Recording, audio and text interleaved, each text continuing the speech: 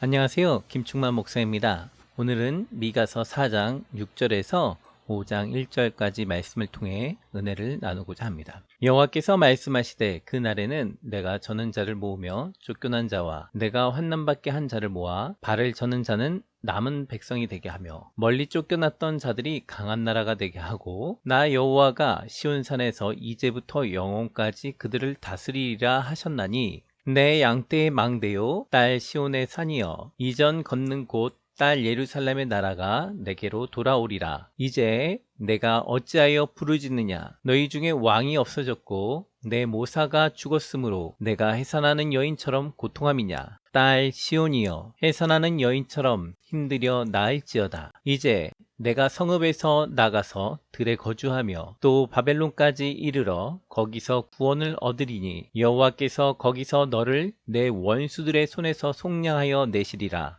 이제 많은 이방 사람들이 모여서 너를 치며 이르기를 시온이 더럽게 되며 그것을 우리 눈으로 바라보기를 원하노라 하거니와 그들이 여호와의 뜻을 알지 못하며 그의 계획을 깨닫지 못한 것이라. 여호와께서 곡식단을 타작마당에 모음같이 그들을 모으셨나니 딸 시온이여 일어나서 칠지어다. 내가 내 뿔을 무쇠 같게 하며 내 굽을 놋새 같게 하리니 내가 여러 백성을 쳐서 깨뜨릴 것이라. 내가 그들의 달치물을 구별하여 여호와께 드리며 그들의 재물을 온 땅에 주께 돌리리라. 딸 군대여 너는 때를 모을지어다. 그들이 우리를 에워쌌으니 막대기로 이스라엘 재판자의 뺨을 치리로다. 6절에 여호와께서 말씀하시되 그 날에는 내가 저는 자를 모으며 쫓겨난 자와 내가 환난 받게 한 자를 모아 라고 말씀하셨습니다. 주님께서 언제 오실지 그 날에 대해서는 알지를 못합니다. 그러나 그 날이 되면 주께서 다리를 저는 자 쫓겨난 자들을 모으시겠다라고 말씀하고 있습니다. 최소 수준까지 사회에서 인정받지 못하고 군대에서 도움이 되지 않는 다리를 저는 자들까지도 다 모아드리고 그들을 통해서 나라를 세우시겠다라고 말씀하고 있는 것입니다. 7절에 발을 저는 자는 남은 백성이 되게 하며 멀리 쫓겨났던 자들이 강한 나라가 되게 하고 나 여호와가 시온산에서 이제부터 영원까지 그들을 다스리리라 하셨나니 사실 이들은 하나님께 큰 제약을 쳐서 머리서부터 발끝까지 모두 다 하나님께서 쓸어버리셨습니다. 그러나 이제 주께서 머리에서부터 발끝까지 모아드릴 때 도움이 된다라고 생각되는 자들만 모아드리는 것이 아니라 모두 다 하나님께서 모아드리겠다라고 말씀하고 계시는 것입니다. 사회적으로 약자든 강자든 주님 앞에 회개한 모든 자들을 하나님께서 모으셔서 그들을 다스리시겠다. 주께서 왕이 되시겠다라고 말씀하고 계시는 것입니다. 8절에 너 양떼의 망대요 딸 시온의 산이여 이전 걷는 곧 딸 예루살렘의 나라가 내게로 돌아오리라. 8절에 딸 시온과 딸 예루살렘이 하나님 앞에 범죄하여 이들은 버림을 받았었습니다. 그러나 이제 하나님께 돌아오게 되었습니다. 주께서 돌아오게 하신다고 반복적으로 말씀을 하고 계시는 것입니다. 이들이 잘못하고 버림받았을 때는 이방인들에게 밟히고 무시당하고 경멸을 당했었습니다. 그런데 이젠 주께서 시온산 딸 시온을 딸 예루살렘을 다시 돌아오게 하셔서 그들을 모으시겠다라고 강하게 말씀하고 계시는 것입니다.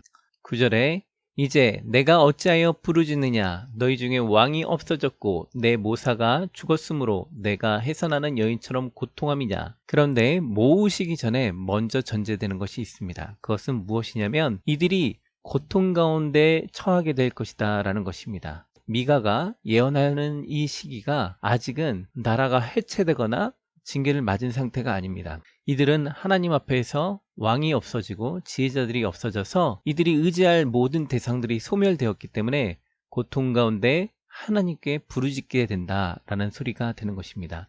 이들이 살면서 하나님이 아닌 왕을 의지하고 지혜로운 자들, 권력자들을 의지하면서 이들은 살아갔습니다. 그런데 이들이 다 없어졌습니다. 모든 권력과 모든 능력들이 다 소멸되어지고 이들이 세상 가운데 밟히고 찢기게 된 것입니다. 그러나 이런 고통이 있을 때에 소망이 싹트기 시작합니다. 10절에 딸 시온이여 해산하는 여인처럼 힘들여 나을지어다. 이제 내가 성읍에서 나가서 들에 거주하며 또 바벨론까지 이르러 거기서 구원을 얻으리니 여호와께서 거기서 너를 내 원수들의 손에서 속량하여 내시리라. 이들이 9절에서 부르짖고 소리 지를 때 왜 부르짖고 소리 짓냐면 해산하는 여인이 고통스러워서 아파서 소리짓고 부르짖는 것과 같습니다. 그런데 이 해산은 두 가지 측면이 있습니다. 아픔과 고통이 있지만 또 하나는 출산이라는 희망이 있는 것입니다. 그러므로 이 딸 시온은 하나님께 부르짖으면서 고통 가운데 신음하게 됩니다. 이들이 바벨론에게 끌려가서 어려움을 당하지만 그 속에서 하나님을 찾고 하나님께 돌아오게 되고 그 원수들의 손에서 구원을 받게 된다라는 것이죠. 실제로 이스라엘 사람들은 바벨론에 끌려가게 됐고 나중에 돌아오게 됩니다. 그리고 바벨론에 끌려갔던 나라들은 모압과 암몬과 여러 나라들이 있었는데 여러 나라들은 돌아오지 못하고 망하게 되죠. 그러므로 여기에서 지금 해산하는 것은 두 가지의 측면이 있습니다. 우리 그리스도인들이 이 땅을 살아가는 데 있어서 고통과 아픔을 느끼면서 살아가며 신음하는 가운데 주께 부르짖으면서 소망으로 아이를 낳길 기도하고 있는 것이죠.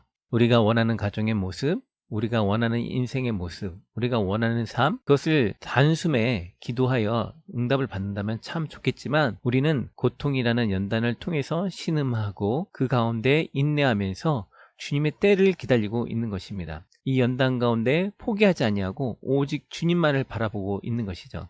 원수 사탄은 우리를 끊임없이 공격하고 어렵게 만들고 힘들게 만들어서 우리의 가정과 우리의 직장과 우리의 대인관계 속에서 어려움을 느끼도록 만들지만 우리가 포기하지 아니하고 주님 안에서 기도하고 신음하면서 참고 인내하며 나간다면 언젠가 출산을 통하여 우리가 원하는 모습을 갖게 된다라고 말씀하고 있는 것입니다. 그러므로 이 땅 가운데 사회적 약자로서 힘들고 어려움을 겪고 있는 자들이 있다면 슬퍼하지 말고 낭망하지 말고 끝까지 강하고 담대하게 나가라고 말씀하고 계시는 것입니다. 11절에 이제 많은 이방 사람들이 모여서 너를 치며 이르기를 시온이 더럽게 되며 그것을 우리 눈으로 바라보기를 원하노라 하거니와 많은 이방인들은 시온의 딸이 더럽게 되어지고 모욕받기를 원합니다. 그래서 그들은 여러 명이지만 마치 시온을 공격할 때는 하나가 되어서 한 마음과 한 뜻이 되어서 시온을 더럽히기 위해 달려오고 있는 것입니다.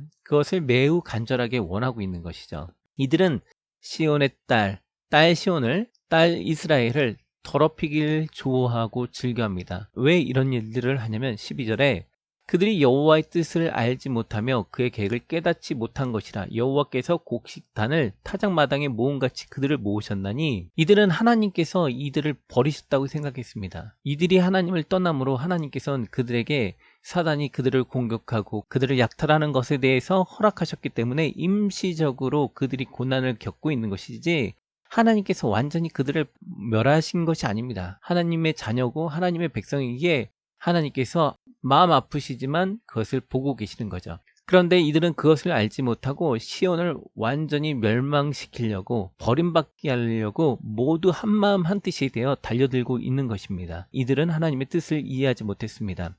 그래서 하나님께서는 이들이 달려오는 그것을 지켜보시다가 모일 때 한 번에 모아서 그들을 타작마당에 모아 한 번에 불로 태움같이 이들을 태우시겠다라고 말씀하고 계시는 것입니다. 하나님의 뜻을 알지 못하기 때문에 이들은 시온을 공격하였고 그 시온을 공격하였던 그 무자비한 행동들은 강자로서 약자를 압박하고 힘들게 하고 피 흘렸던 그 모든 것들은 하나님 앞에 증거 자료가 되어져서 이들을 처단하는 하나의 징표로 쓰이게 된다라는 것입니다.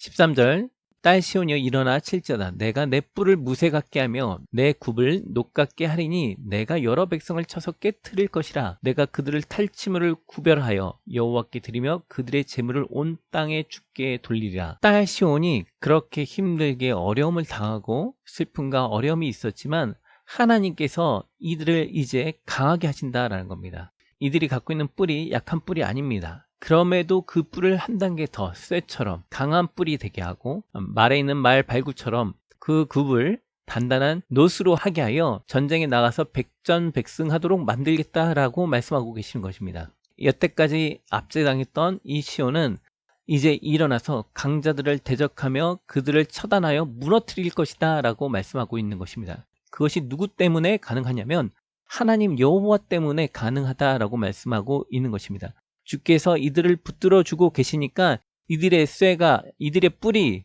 무쇠같이 되어졌고 이들의 굽이 녹과 같이 되어졌다라고 말씀하고 있는 것입니다. 그래서 이들이 강자가 갖고 있는 재물들을 탈취하게 되며 그것을 하나님께 드리게 된다라는 것입니다.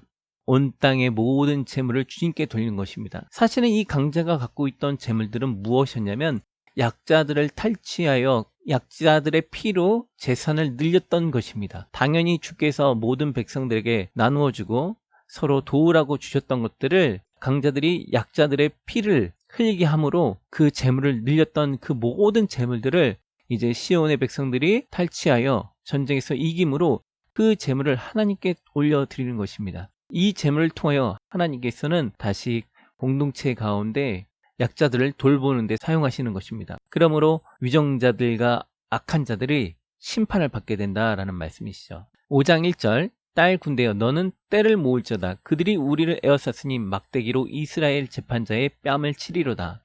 이스라엘 사람들이 군대를 모아야 됩니다. 왜냐하면 이스라엘을 침략하러 오는 사람들이 있을 것입니다. 이스라엘은 무너지게 되죠. 무너지는 가운데 이스라엘의 통치자들이, 재판관들이, 권력자들이 모욕을 받게 된다라는 것입니다. 왜 수욕과 모욕을 받습니까? 이들도 이스라엘 안에서 강자들이었는데 이들이 하나님의 말씀대로 정의를 행하지 아니하고 말씀을 선포치 아니하고 점을 치듯이 예언을 하며 하나님의 영광을 나타내지 아니하고 자신들의 욕심을 나타냈기 때문에 이들이 수치를 당하게 되는 것입니다. 그리고 이들이 멸망을 당하게 되는 것입니다. 그러므로 하나님께서는 하나님의 때에 하나님의 방법으로 이스라엘을 회복시키시기 위해 이스라엘을 불구덩이 가운데 넣었다 빼었다 하시면서 정금을 단련하듯이 불순물을 빼는 것처럼 이들을 고난과 고통 가운데 신음하는 가운데 두시면서 천국에 있는 소망을 바라보고 거룩한 시온의 딸로, 거룩한 예루살렘의 딸로 변화되길 원하시고 그럴 때 온전한 승리를 통하여 천국에 들어간다라고 말씀하고 계시는 것입니다. 하나님께서 우리가 변화하길 원하고 우리가 주께 나아가길 원하고 그러기 위해서 이 땅 가운데 고난과 수치와 모욕과 전쟁들이 허용이 되는 가운데 다 우리의 죄악을, 우리의 잘못된 생각들, 아집들, 고집들을